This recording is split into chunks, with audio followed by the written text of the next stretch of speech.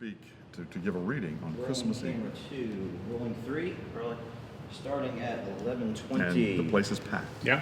And we good? To be continued. All right. Brace yourself. Pastor, we'll start out with a very serious question. You need to brace yourself for this question. You look at that pulpit. You've been in more than one pulpit. What is the funniest thing you've ever seen from a pulpit in your entire career coming to Westminster? The funniest thing I've ever seen. Funniest thing you've ever seen. Funny. Well, Yeah, that one. besides the person sleeping through my sermon, the snoring, interrupting as I'm going along, and then That was funny to you. Yeah. well, it was. His wife came through and apologized after Oh. that for the medication that he was taking, and I Oh, said, God bless. no offense taken. He's the only one? No, I've had others. They just weren't quite as loud as this. Oh, he's gentleman. snoring. He was snoring through the sermon. Yes, snoring through the sermon. Yes, that would be it. And your So, composure was undaunted. You I'm just sure. keep going. Keep going. You just Keep keep rolling. going. Yeah. That's funny. Well, yeah, that's the first it thing is that comes now. to mind. God love him. I was not in the pulpit, but I heard a story once of somebody who, well, never mind. We'll save that for another time. We'll save that for another sermon, right? Yes, From that right, pulpit exactly, right there. Exactly. Pastor, and I'm going to call you that through this whole thing because you just got to get used to it, I guess. What kind of Westminster church do you want your kids to grow up in? The one that is currently here, and the one that God is calling it to be. But we are tremendously excited as a family about joining Westminster. And it is very evident to us the vibrancy and the commitment to mission and going out into God's world and doing for others that already exists here at Westminster. So I want my boys to continue to grow up in that kind of a church family, one that teaches us to love our neighbor first and foremost, and one that is steeped in a rich tradition of worshiping God in the Reformed tradition. One that treats everybody like they're part of the family and welcomes all. Everybody. Yeah. Everybody. Yep. You just kind of answered this question, but I'll give it to you in sort of the request for an anecdote. What drew you here? Is there one anecdote? Is there one little story, one little thing that drew you here? Well, Here we go again. Yeah, so I don't know whether I should include this in this interview or not, but Absolutely, yes. I will. I don't think I ever told the PNC this even. I love this already. Yeah. So Roxanne leaves a voicemail for me on, it was the Martin Luther King Jr. holiday, if I'm not mistaken, that Monday.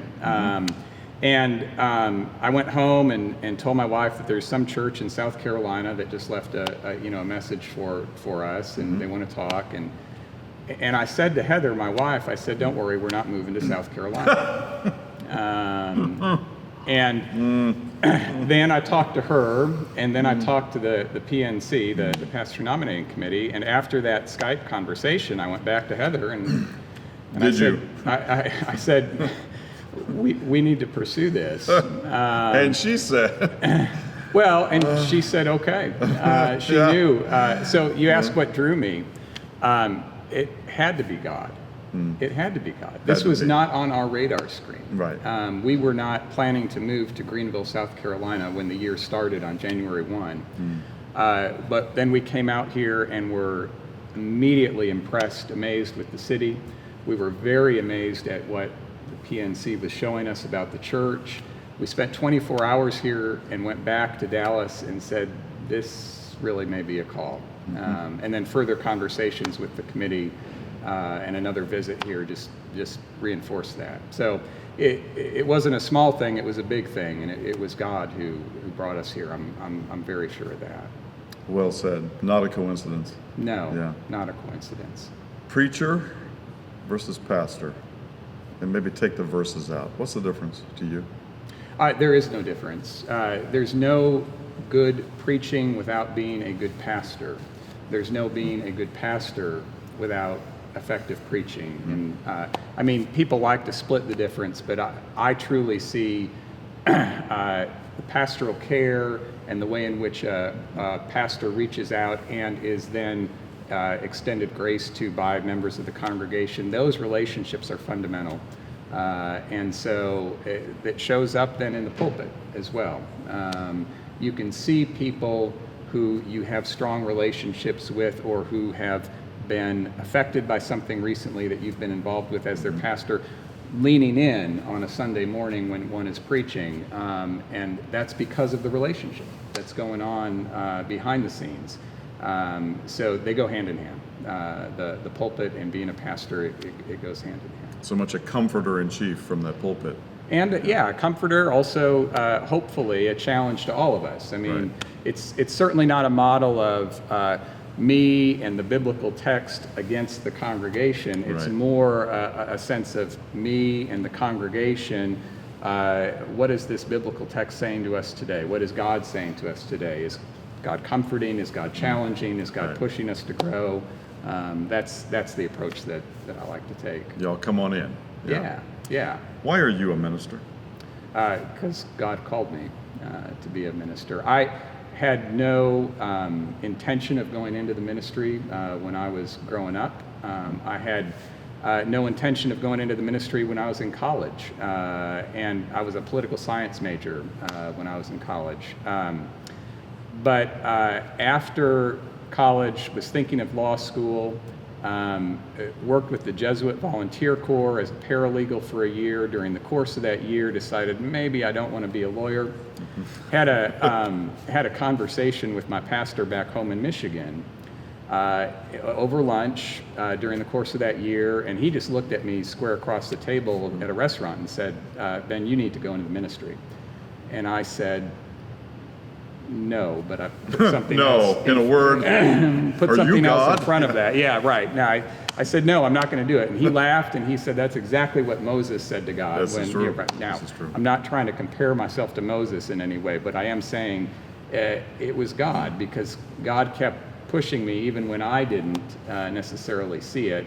And God was doing that through people like that pastor who encouraged me to go to seminary. So I said, well, I can spend a year in seminary. I don't know what I'm doing next year. And went to seminary for a year. It became 3 years. I took a call as an associate pastor in Richardson, Texas, at a wonderful church, St. Barnabas Presbyterian in Richardson. And before I knew it, I was saying, yeah, I think I'm called to be a pastor. And without saying it was predestined, why are you a Presbyterian? I grew up in the Presbyterian Church, so I won't say predestined. Well, you're not the first to say that. So I grew up in the Presbyterian Church, and I love the Presbyterian Church. I love the people I have encountered throughout my life in the Presbyterian Church have wonderful faith, very open minds, a commitment to doing for others, and a willingness to disagree with one another as a church community and family. The most boring congregation for me would be one where everybody thought the same way about everything. I love. Welcome home. Yeah, well, I remember the Skype conversation I had with the pastor nominating committee. They asked me what my congregation in Dallas, Northridge Presbyterian, was like. I said, well, it's a purple congregation. You've got, red and blue and everything in between. And I remember them laughing and describing Westminster in something of the same way at that time. That's an interesting congregation to me, when people think differently about issues, theological or political, but are committed to something deeper, committed to something greater than where they stand politically, or even where they stand theologically on something, and they're committed to the unity of Christ's church and being a church family. Yeah, transcendent of identity politics. Yeah, you got it. Yeah, as a former Baptist, I thought everybody in Texas was a Baptist. I didn't know there was a Presbyterian in Texas. I learned something today. Pastor, why Princeton? Because I didn't know if I was going to be a pastor when I went to seminary, and it was the only place I applied. And you got in? And I got in, wow. And I said, okay, well, this may only be for a year, so I'll go for a year. Way to aim high, brother. And a year, well, I mean, Princeton was a good experience for me in the friends that I made there and some of the professors that I had there. But I did not do oh my gosh, I've got to look at 12 different schools. And I mean, I went to seminary kind of reluctantly, and that was the place where my pastor of my home church had gone and encouraged me to, Makes sense. encouraged me to apply there. Given the story of a moment ago, obviously she's a very fine woman. How did you meet Heather? So met Heather on a blind date. Of course you did. Yeah, I was an associate pastor at St. Barnabas Presbyterian in Richardson, in Texas, and the youth would work a table at the annual garage sale at that congregation. And so one of my responsibilities was with the youth, and I was working with one of the other youth leaders, and she was a kindergarten teacher, and I said to her in passing, I said, when are you going to set me up with one of your teacher friends? And she said, I said that kind of tongue in cheek, and she said, oh, I've got just the person for you. She did not know Heather that well, but Heather was a speech therapist at her elementary school. So this friend of mine, Debbie, then goes to Heather at that school and starts showing up in her room every day, and Heather's like, why is she showing up in my room every day to talk? And then at the end of the week says, hey, are you dating anybody? Would you like to, Anyway, so Debbie set us up on a blind date, and it worked out. Very well, apparently. Very well, yeah exactly. The story that once we started dating and Heather started visiting the church, because she wasn't a member of the church that I was serving. Oh, waving them in, evangelizing. So she, yes, she comes to visit, and we would send out a visitor letter, right? And thank you for attending, welcome. We're so glad to have you here. But that was interesting. Right. So I sent Heather one of those letters, and I included in that visitor letter a line that said, right, added a line that said, and we hope you'll return, and if you're interested in dating the associate pastor, please, and so she gets gone very wrong.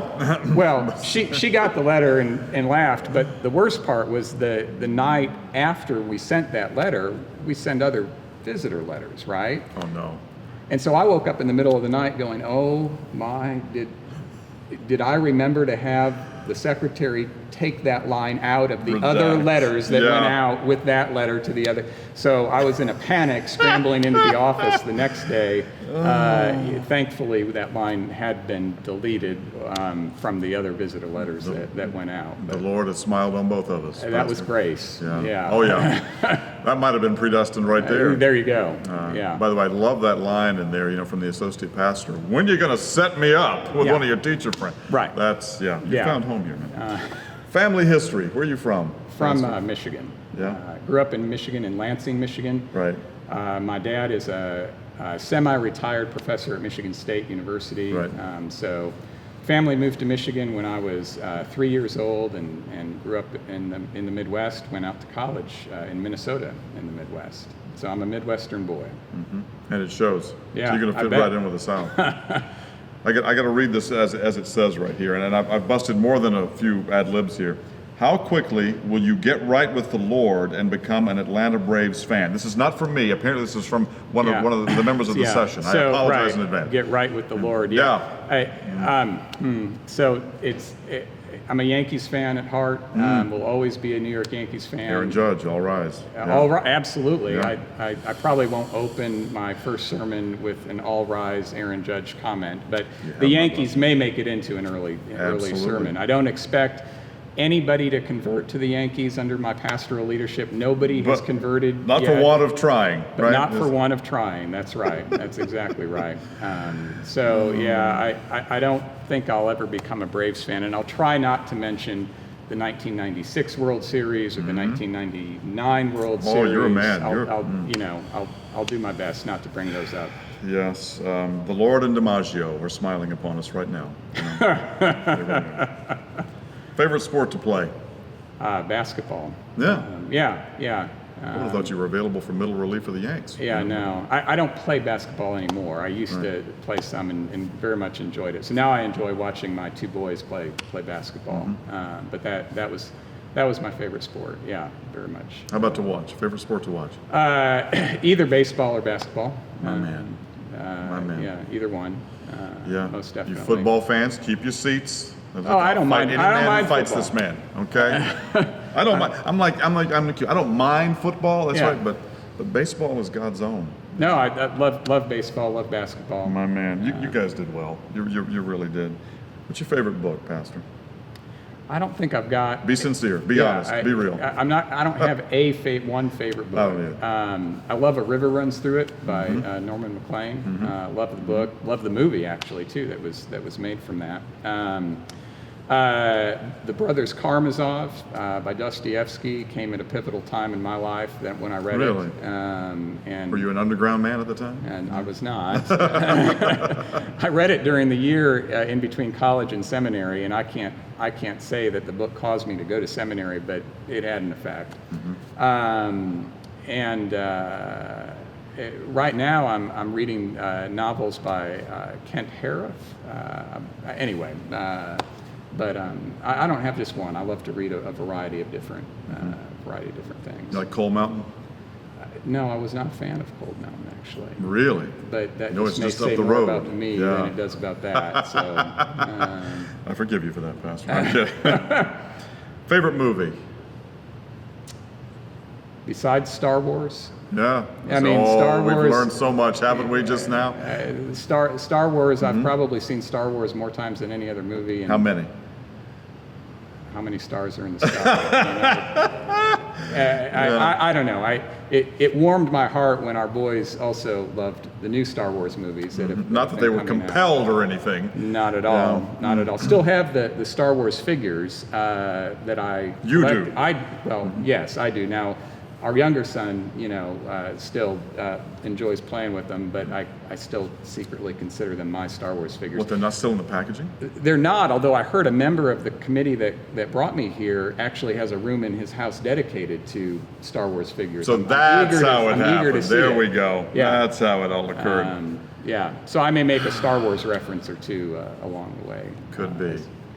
As Yeah. well. It's Yeah. like there is no other movie after that. Yeah. Favorite spot to vacation?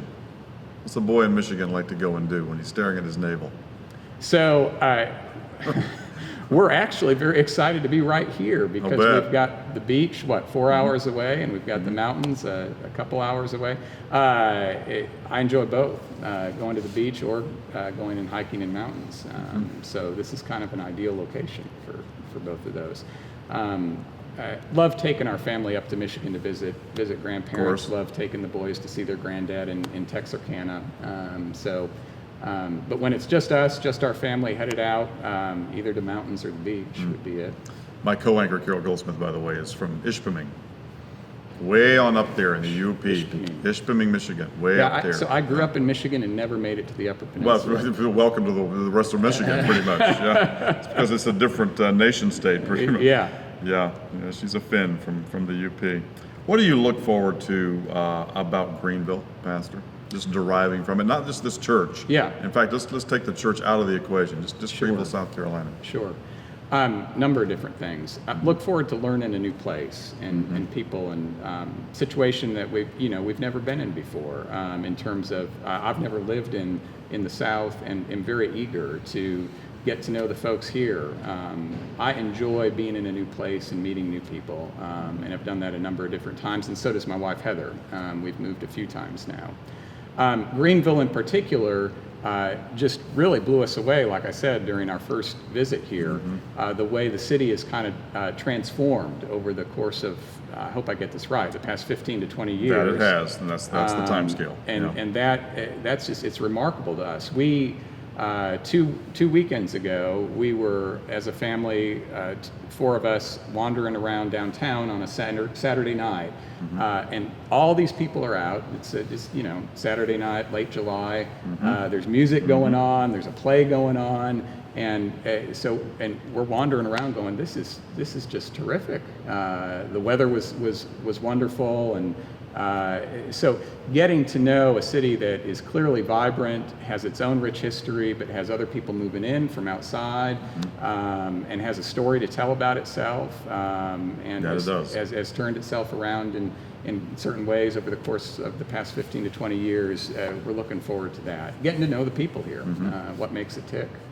Dallas, what are you going to miss? Oh, a lot. a lot. Yeah, A lot of hair. Yeah. Right. Now, Dallas, I didn't grow up in Dallas, but Dallas Right. in many ways felt like home to me and Heather and to our family. We're going to miss the relationships, the friendships. And it's not that those end when one moves, but we had many good friends in Dallas and still do, obviously. And both the people at the church that previously served and the people that were in our neighborhood, yeah, we're going to miss the folks there, the people there. Best piece of advice you've ever been given, other than don't make a bet on the Yanks. Best piece of advice. It's a hard one, I know. It can be more than one. Well, in ministry and in the church, it's not about you. It's not about us. It's about God, and it's about what God is doing and the way God is at work in our lives. I won't say in another category. I'll say nobody ever said to me, Ben, you need to marry this woman, Heather. But I think God said that to me at some point along the way, and it was. I'm very fortunate that I did so. Very fortunate that I did so. That's a good one, Pastor. I mucked stalls when I was a boy for money. Give me a job that you had before the ministry. Outside I the was a ministry. paper boy. man. In 7th, Yeah. 8th, and 9th grade, I Yeah. delivered papers in our neighborhood. Car or bicycle? On foot. Neither car nor bike. Oh! Yeah, no, it was a good experience for me, right? Getting up at 5:30 in the morning. It's 10 degrees outside Walking it. in Michigan, right? Going and picking up the papers and delivering them. Kind of like Moses, only it's cold. Exactly, yeah. And then there was my dad, who would occasionally spell me when I needed to be gone for a couple of days for something. And so he would deliver the papers in the cold in Michigan for me. The love of a child. Yeah. So yeah, that was my first job, delivering papers. What do you like about this job? Being a pastor. Yeah. I love a lot of things about being a pastor. I love the people that you meet. Tons of different people, people that I would never have a chance necessarily to meet. I love being with people at the highs and lows of their life and every season in between. Whether it's for funerals, whether it's for baptisms, whether it's for weddings and marriages. I love being a part of those special occasions or those unique occasions in people's lives. I love being able to preach. I love teaching. I love going to the hospital to visit folks. And I love being able to be part of the leadership of a church in such a way that we can listen for the direction that God is calling us to go as a community of faith, and then going that direction together, letting God's imagination shape our imagination. That's not just work for me, that's a lot of fun. To have God's imagination shape our imagination as a church, and let God surprise us along the way, and follow God together. That's a lot of fun. God's imagination is so much broader and so much deeper than ours. I love that. Yeah. Tremendously so. In so many different ways. In so many different ways. What do you want us to know about you? What do you most want us to know about you, Pastor? Well, at this moment, how grateful I am for the way this church has already welcomed our family. We have been overwhelmed in absolutely the best ways possible, with meals, with people stopping by to offer this or that, and Southern hospitality has been just true to its finest form. And in particular, the people of this congregation have been so warm and gracious without even having met us or knowing us. No surprise. Yeah, we have just been so grateful for the welcome that we've received and are continuing to receive here. Heather and I were just talking about it last night, and it's been tremendous. It's been tremendous. So we're very grateful to this group already. What music do you like? Be honest. Well, U2 is my favorite rock band. That may Uh-huh. say something about the time that I grew up in. U2 is my favorite rock band. Love listening to Patty Griffin and classical music. I mean, I'm not an aficionado, no expert or anything like that, but enjoy going to hear an orchestra play and concerts and so forth. This is a hard question too for a minister, and I think it's a comforting question for a congregation. What are you afraid of? What are you most afraid of in this mortal wilderness, this mortal life that we're leading? Well, let me give a couple answers to that. As many pastors do, I have the recurring dream of, it's my time to preach and I don't have the sermon ready and it's 5 minutes before the time worship service starts. I mean, many pastors have that. Bust an ad lib. Yeah, right. So not being prepared, I guess, is somewhere in my unconscious. But what I think I'm most afraid of is at any point, actually, not just as a pastor leading a church, but at any time in my life, would be thinking this is what God wants me to do, or this is what God wants us to do, this is the direction God wants us to go, and being too scared to go there. So I think what I'm most afraid of is not following whatever the path is that God would be leading me on or our church on together, if we had a sense that this was truly what God wanted us to do. It sounds kind of bland to say I'm most afraid of disobedience, most afraid of just being too afraid to go down the path that Christ is calling us, whatever that path might be. Fear itself, as has been said. Yeah. You're right. Sam and Cooper, what do you like to do with them? Oh. So Sam and Cooper, pride and joy of my life, of Heather and Mai's life.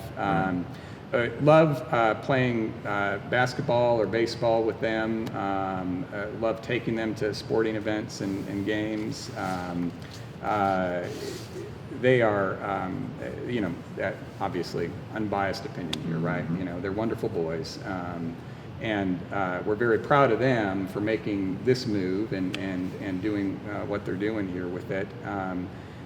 So I very much enjoy playing games with them, whatever those games might be. They have tried to teach me Fortnite. I have resisted learning Fortnite on the PlayStation, but one of these days they may Give in. It's going to happen. Right. Yeah. That's what I enjoy doing with them. Been a final question, and you've been a preacher for how many years now? 20. 20 years. You stand in a pulpit like that, you look out on this congregation, and there's going to be an awful lot of artificial light. I see it in my profession. The artificial light of I'm showing up here, I got my necktie on, my pretty dress on, and everything is all right, when it's not. My final question to you is, as a man, as a pastor, as a theologian, as a thinker, as a true pastor, a lot of people will ask this question, ask it to themselves, why does it have to get so dark for the true light to come? It's a big league question. What would be your answer to that?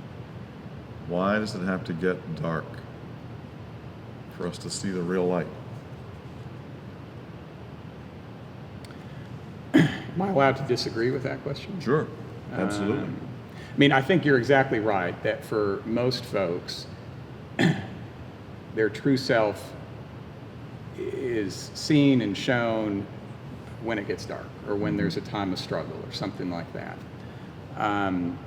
But I also think that, and my experience has been, that people do show something of their true selves in all seasons of life.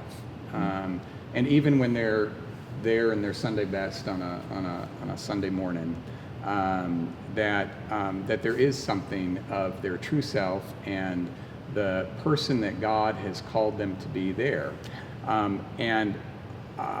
So I'm going to take a slightly different approach with the question. Please. And just say that I love getting to know people in both kinds of contexts. whether it is on a Sunday morning when things are going well, or when it is on a Sunday morning things aren't going well and somebody's faking it, and everybody does that at different times in their lives too. But that's part of the joy of being a pastor, is getting to know people in all different ways. And I do think there is something to, when people are broken and hurting, something of their true self comes out. But I really think what happens at those moments is that we experience God's true self in those times. When it's certainly happened in our family's life, it's happened in I think everybody's life. Yeah, that's what I was driving at. Exactly right. And to experience God in those moments of brokenness through the people God has called and sent into our lives in those moments is a remarkable thing, to get to know God in those times. And it's a humbling experience, not just for a pastor, but for anybody in the pews to be a part of that in somebody else's life. Yeah, because people come into the pews and they are hurting, but they don't want to let it show. Sure, of course. And of course. hence the artificial light. And what I'm hearing from you is not just a preacher, but a pastor who has this coalescence of both, from there and in that hospital room and in the funeral home. And, with the widow who's always in the back of the house. And when he goes in, he's shaking everybody's hand. And as I heard it said so well once by a man who got to pretty much intern under a man who was well known for his pastoral care. He said a woman in the congregation had died, and he went into the house. I went with him, and everybody's up front and they're talking, and the kitchen is very full, and the house is almost full of a party going on, and the widow's in the back, and she's sitting on a sofa, and he just went and he sat with her. He didn't say a word for a long time. He just held her hand for a long time. And I heard that in your answer. It's that presence. The presence of all of us here and the presence of the pastor. Sure. Well, I think there truly is something to, when our defenses come down, God is able to make God's self known. And God does that through the people in our faith community, as well as other people in our lives. And that's something I think we're all called to pay attention to in the church. How can we be God's grace for other people? And how can we receive God's grace when we're broken and hurting from other people in our faith community?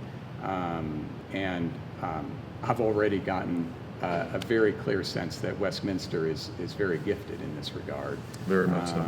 And it's another reason that I felt very called to come here. Pastor, the final question I give to everybody I ever interview, what's your last word? What's your last word here? What do you want to say to wrap this up? You get the last word. To this congregation. Thank you. Thank you for calling me here. Very excited to be here. Beautiful. So well done. So very well done. Thank you.